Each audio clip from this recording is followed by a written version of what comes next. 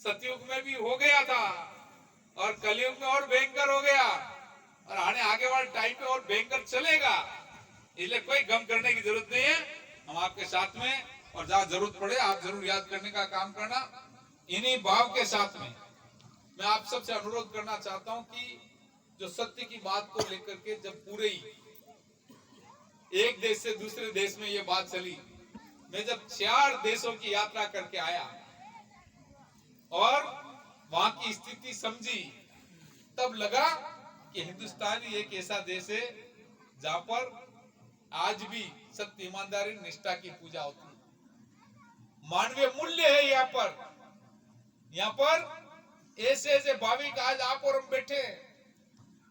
जिन्होंने दारू छोड़ दिया उनका घर आज पवित्र है, मदिरा और मांस खाना छोड़ दिया उनका घर पवित्र है, जिन्होंने ध्वजा जो लगा दी, पंचरंगी ध्वजा जहां लगा दी, उनका बाल आज बांका नहीं हो रहा है, क्योंकि आस्था है।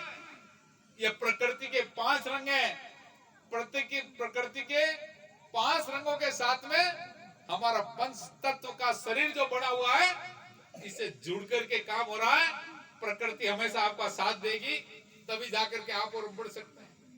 यही समझने की आवश्यकता है और आप और हम सब समझेंगे कि वाकई में हमें किस तरह से आगे बढ़ने की आवश्यकता है। और जब देश में हमारे देश की एकता होगी, आज जानते हैं कि ये पूरा पॉकेट जो आदिवासी एरिया का पॉकेट है, वो इस बात को समझने लग गया, तो धीरे धीरे आज जो जितने भी भाई आज जिन मदिरा मांस मदिरा जिसने छोड़ दिया, उनके पवित्रता आ गई, और नहीं जिन्होंने छोड़ा है उस घरों की हालत और दशा दिशा देख लेना, क्या स्थिति, क्या क्या स्थितियां। ज्यादा दूर नहीं जाना है, आपने आसपास में पास पड़ोस में भी देखना क्या स्थिति है। इसलिए मैं यहाँ पर ज्यादा बात कहने के लिए नहीं है, मैं एक निवेदन करने के लिए आया कि आप जिस गांव में रह रहे हैं वहां पर केवल मानवीयता को आगे रख करके काम करना, और अनंतदास जी महाराज के सिद्धांतों के आधार पर चल करके जो काम कर रहा है, निश्चित तौर से सफलता मिलेगी। मेरी भावनाओं के साथ में आज जितनी बात करते हैं, एक बहुत घंटा यदि एक बात को, एक सिद्धांतिक बात को यदि करे तो कम पड़ता है। ये जब बातें पूरे ही विश्व में चल रही है, तो अमेरिका से अंग्रेज यहाँ पर अध्ययन करने के लिए आ गए। गुरुजी, जब अमेरिका से यहाँ आदमी अध्ययन करने के लिए इसीलिए आए कि अनंतदास जी महाराज ने जो इतनी बड़ी बात कही है, हम उसको रिसर्च करेंगे, मुझे पीएचडी करेंगे, इसमें अनुसंधान करेंगे कि वाकई में इतनी ताकत और ऊर्जा जहां जिस देश में है, ये ऊर्जा यदि हमारे को मिल जाए तो हमारा देश कहां से कहां पहुंच जाए। ये रिसर्च करने के लिए लोग यहाँ पर पहुंच गए, और आज आप और हम जिस ताकत को लेने की जरूरत है, वो इस बात को अभी तक पढ़ाई करके समझ नहीं पा रहा है, तो कब समझ पाएंगे, ये सोचने की आवश्यकता है। इसलिए मैं निवेदन करूंगा कि आप जितने भी भाविक यहाँ पर, निश्चित तौर से अनंतदास जी की जगद्धितकारणी को, अन्य हमारे ग्रंथों को जो इस रूप में है, और उसकी तुलना जब हमने एक ग्रंथ दूसरे जो हमारे जाली है उनको जब कंप्रोमाइज करोगे, तब लगेगा कि सत्य क्या है और गलत क्या है। ये मैं इसलिए निवेदन कर रहा हूं कि आने वाले वक्त में बहुत कुछ करने की आवश्यकता, बहुत संघर्ष करने की आवश्यकता है। केवल आप और हम इतने बैठ करके पार नहीं पड़ेगी। केवल उत्तर प्रदेश या मध्य प्रदेश या महाराष्ट्र या आंध्र प्रदेश या केरला या जम्मू कश्मीर, अन्य प्रांत, पंजाब, हरियाणा, ये 1-2 स्टेट से पार नहीं पड़ेगी। हमें पूरे एक देश के साथ में ये 7-8 विलायत जब एक नहीं होंगे, तब तक हम आगे नहीं बढ़ सकते। परंतु ये आवाज जारी रहनी चाहिए। गुरुजी भी यहाँ अपनी बात को यहाँ पर कह रहे थे। आप जानते हैं कि 50-50 हजार और 60-60 हजार रुपए तनख्वाह मिल रही है, इनको क्या पड़ी है यहाँ पर आकर के बात करने की? बैठ सकते ना घर पे। क्या उस्मान राम जी, क्या जगत जी, क्या हमारे जो जितने भी यहाँ पर जो हमारे अधिकांश कुछ भाई सरकारी नौकरी करने वाले हैं, क्यों जरूरत पड़ी है, क्यों बात कर रहे हैं? इसलिए बात कर रहे हैं कि हमारे भाविक लोग इस बात को समझ सकेंगे तो उनकी नई ताकत, नई ऊर्जाएं एक मानवता के रूप में अंदर की आवाज जगेगी, तब हम आगे बढ़ पाएंगे। तो गुरुजी तो आराम से सोना चाहिए ना, क्या लेना देना। परंतु ये जब भी मैं जहां देखता हूं प्रसन्नता होती है कि आज कहां किस मेले में कितने दूर से चल करके अपने प्रवचन दे रहे हैं, अपनी बात को कह रहे हैं, बात को कह करके जगा रहे हैं कि समय रहते जग जाओ, और नहीं जगोगे तो पछताना पड़ेगा। यही बात महाभारत में हुई थी कि कर्म किए जाओ, फल की चिंता मत करो। तब कर्म करने का काम शुरू किया और कुरुक्षेत्र में गीता का उपदेश श्री कृष्ण ने अर्जुन को दिया, तब जाकर के सत्य की विजय हो पाई। यही बात कहने के लिए आपके बीच में जो प्रवचन भाई दे रहे हैं, उन बात को समझने की आवश्यकता है।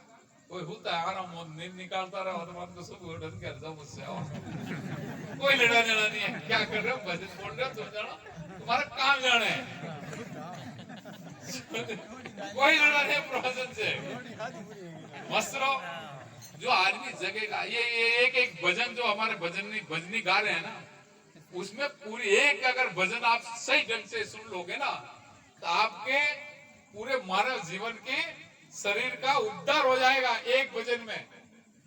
यदि प्रभु को पाना है इस कलयुग में, यदि अवतार से तार जोड़ना है, यदि अवतार को समझना है, तो ये भजनों के माध्यम से ही समझा जा सकता है, उनसे सीधी तार जुड़ सकता है, और कोई रास्ता नहीं है। आप भजन की माला नहीं जपोगे, आत्मा के अंदर की ताकत और ज्वाला पैदा नहीं करोगे, जब तक देश और दुनिया ऐसे ही चलती रहेगी, कोई पूछने वाला नहीं है। इसलिए मैं आप सबसे निवेदन करने के लिए आया कि सत्यनिष्ठा और ईमानदारी के साथ में आपने आपको अंदर की आत्मा को जगाने की जरूरत है। सत्य और आत्मा में होगा, ताकत बढ़ेगी, अंदर का वीटो पावर बढ़ेगा।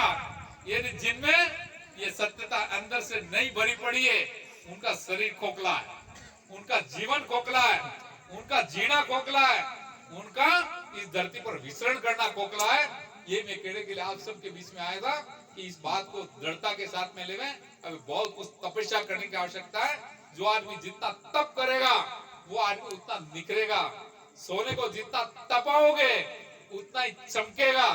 इसलिए शरीर को तप के आधार पर आगे बढ़ाया जा सकता है। गुरुदेव, ये मैं आपको इसीलिए निवेदन कर रहा था कि गुरुजी ने अपनी पूरी बात आपके सामने, सबके सामने कह दी है।